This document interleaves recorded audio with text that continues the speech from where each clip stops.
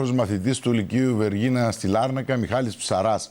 Έγινε ο νεαρότερος που εξασφάλισε θέση σε πανεπιστημιακή σχολή. Πέτυχε σε εξετάσεις για εισαγωγή στο τμήμα Οικαστικών Τεχνών του Αριστοτέλειου Πανεπιστημίου στην Θεσσαλονίκη. Ο 15χρονος μαθητής Θαύμα μίλησε στο Μέγκα και εξήγησε πώς έφτασε στην μεγάλη επιτυχία.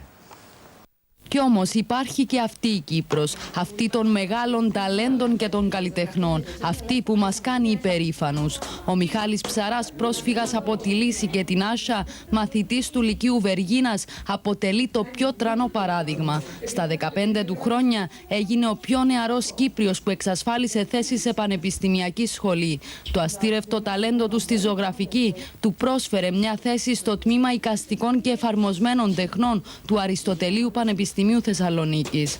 Η αλήθεια είναι ότι ήταν κάτι το απίστευτο, δεν το περίμενα και ακόμα προσπαθώ να συνειδητοποιήσω. Ο Μιχάλης έδειξε από πολύ νωρίς την κλίση του προς τη ζωγραφική και στα 7 του χρόνια ξεκίνησε μαθήματα σε εργαστήρι στη Λάρνακα. Είναι άριστος μαθητής και η επιθυμία του να επικεντρωθεί σε μαθήματα που θα του εξασφάλιζαν θέση σε αρχιτεκτονική σχολή τον έκαναν ωστόσο να θέλει να βάλει για λίγο στο περιθώριο τη ζωγραφική. Και τότε, έπειτα από προτροπή των γονιών του, θέλησε να δοκιμάσει αυτό που μέχρι εκείνη την ώρα φάνταζε απίστευτο. Και ο τρόπος για να δοκιμάσω ήταν να στείλω το πορτφόλιο μου μαζί με το απολυτήριο του γυμνασίου, έτσι ώστε οι κριτές του Πανεπιστημίου να μου δώσουν το δικαίωμα να παρακαθίσω εξετάσεις, αν μου εγκρίναν τα σχέδια μου. Τελικώς τα σχέδια μου εγκριθήκαν.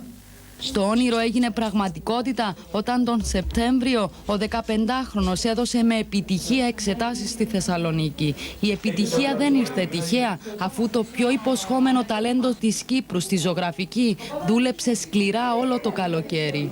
Ξυπνούσα καθημερινά από ώρα 7. Η μητέρα μου ήταν πρόθυμη να με παίρνει σε μουσείο να ζωγραφίζω από ώρα 7 μέχρι ώρα 2.30 το μεσημέρι που έκλεινε το μουσείο. Μετά έτρωα το σαντουίτς μου στο δρόμο, πήγαινα στο εργαστήρι ζωγραφικής και από ώρα 2.30 μέχρι 7 η νύχτα ήμουν ζωγράφιζα στο εργαστήρι.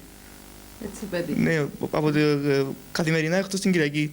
Ο 15χρονος που ασχολείται ακόμη με τη μουσική και την ποίηση έχει κρατήσει τη θέση στο Αριστοτέλειο Πανεπιστήμιο και θα αποφασίσει ποιο δρόμο τελικά θα ακολουθήσει όταν τελειώσει το σχολείο. Μπράβο, μπράβο, μπράβο. Μιχάλης Ψαράς είναι η Κύπρος που μας αξίζει, κυρίες και κύριοι, και όχι τα άλλα που παρακολουθούμε καθημερινώς.